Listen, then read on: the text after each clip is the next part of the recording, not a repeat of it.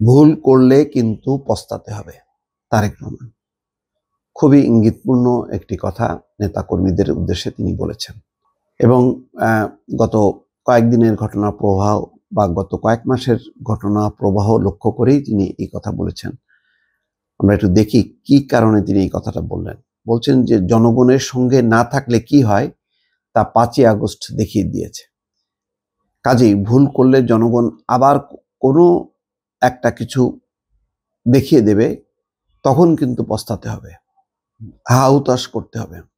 এখনো সময় আছে, মানুষ যেভাবে চায় সেভাবে চলতে হবে, মানুষের পাশে গিয়ে দাঁড়াতে হবে। এই কথার মধ্য দিয়ে অনেকগুলো অর্থ দাঁড়ায়। সেটা হলো মানুষের পাশে দাঁড়াতে হবে। মানুষ যা চায়, মানুষ কি চায়? মানুষ চায় যে তাদের সেবা, তাদের সমস্যাগুলো নিয়ে যাতে দল কাজ করে, তাদের সমস্যা বাড়ানো না, তাদের কাছ থেকে সুযোগ সুবিধা নিয়ে আনা, এই কথাগুলো খুব সুন্দরভাবে তিনি বোঝায় বলছেন। আবার 5ই আগস্ট কেন বললেন? 5ই আগস্ট কেন ঘটলো? ঘটলো এই কারণে যে আওয়ামী লীগ যেভাবে দুঃশাসন চালাচ্ছিল, যেভাবে অপকর্ম চালাচ্ছিল, চাঁদাবাজি, লুটপাট, তার বিরুদ্ধে মানুষ সম্মিলিতভাবে রুখে দাঁড়িয়েছে। এটার হলো শিক্ষা। সেই কারণে বলছে যে এখন মানুষ সচেতন হয়েছে, সুতরাং এখন যদি সেই কাজগুলো আবার করা হয় তাহলে আবার কিন্তু মানুষ দেখায় দেবে, কিছু একটা ঘটা দিবে। এটা খুবই সতর্কবাণী। মানে কোনো নেতারা সাধারণত এইভাবে প্রকাশ্যে বলেন না, কিন্তু তারেক রহমান কিন্তু প্রকাশ্যে এই কথাটা বলে দিলেন। সন্ধ্যায় রাজধানীর রমনায় ইঞ্জিনিয়ার্স ইনস্টিটিউশন মিলনায়তনে এক ভার্চুয়াল অনুষ্ঠানে তিনি এই কথা বলছেন। ভার্চুয়ালি তিনি বক্তব্য দিয়েছেন সেই অনুষ্ঠানে।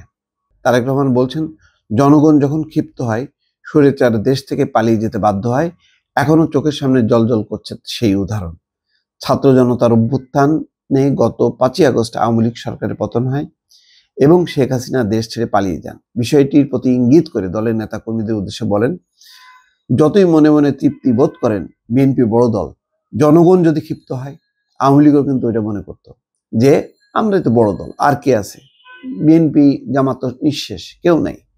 কিন্তু জনতা শক্তি যে কোনো দলের চেয়ে অনেক বড় শক্তি, সেটা 5ই আগস্ট তারা দেখিয়েছে।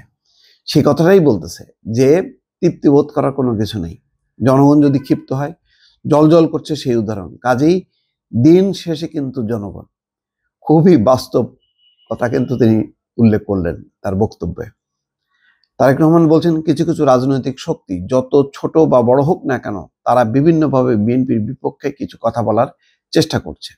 এই ব্যাপারে নেতাকর্মীদের সতর্ক সচেতন থাকতে হবে। দলের নেতাকর্মীদের উদ্দেশ্যে বলেন, অন্য কেউ সরকার গঠন করলে বিএনপি নেতাকর্মীরা কি ভালো থাকতে পারবেন? এ সময় মিলনায়তনে উপস্থিত নেতাকর্মীরা চিৎকার করে বলেন, না। তার মানে হচ্ছে বিএনপির ক্ষমতায় আসা দরকার, এই কারণে তাদেরকে সঠিকভাবে চলতে হবে। কোনো কারণে যদি অন্য কেউ সরকার গঠন করে তাহলে সেটা কি দেশ জাতির জন্য ভালো হবে? এবারও নেতাকর্মীরা না বলেন। শেষে তারেক রহমান নেতাকর্মীদের উদ্দেশ্যে বলেন, এখনো সময় আছে, মানুষের পাশে গিয়ে দাঁড়ান, এখনো আমাদের সময় আছে, মানুষ যেভাবে চায় সেভাবে চলেন। দিন শেষে কিন্তু আপনাকে ওই লোকের অর্থাৎ জনগণের কাছেই যেতে হবে। আবারও তিনি বলছেন, আমি কয়েক মাস ধরে বলছি, সামনের নির্বাচন অত সহজ হবে না, আপনারা যত সহজ ভাবছেন। নিজের মনে যত বড়াই করুন, বিএনপির তো শাখা প্রশাখা একদম গ্রাম পর্যন্ত আছে, অন্যদের কি আছে? থাকতে পারে আপনাদের শাখা প্রশাখা, গ্রাম পর্যন্ত দলকে নিয়ে গেছেন, ওয়ার্ডে ওয়ার্ডে দল নিয়ে গেছেন, কিন্তু তারপরও জনগণ ম্যাটার্স। আসলেই শেষ কথা, জনগণ ম্যাটার্স। জনগণই শেষ শক্তি, জনগণই শেষ অবলম্বন। জনগণের পাশে না থেকে কেউ যদি বড়াই করে, যেটা আওয়ামী লীগ করেছে, জনগণকে পাত্তা দেয়নি, তোয়াক্কা করেনি, মনে করেছে যে শক্তি আছে, অর্থ আছে, তা দিয়ে দমন করব।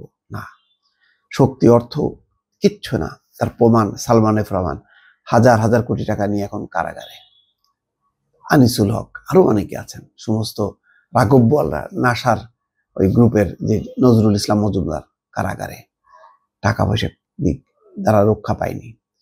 সুতরাং জনগণই শেষ, জনগণের কাছেই যেতে হবে, সেই কথাটি তারেক রহমান উল্লেখ করলেন। দর্শক ভালো থাকবেন, আল্লাহ হাফেজ।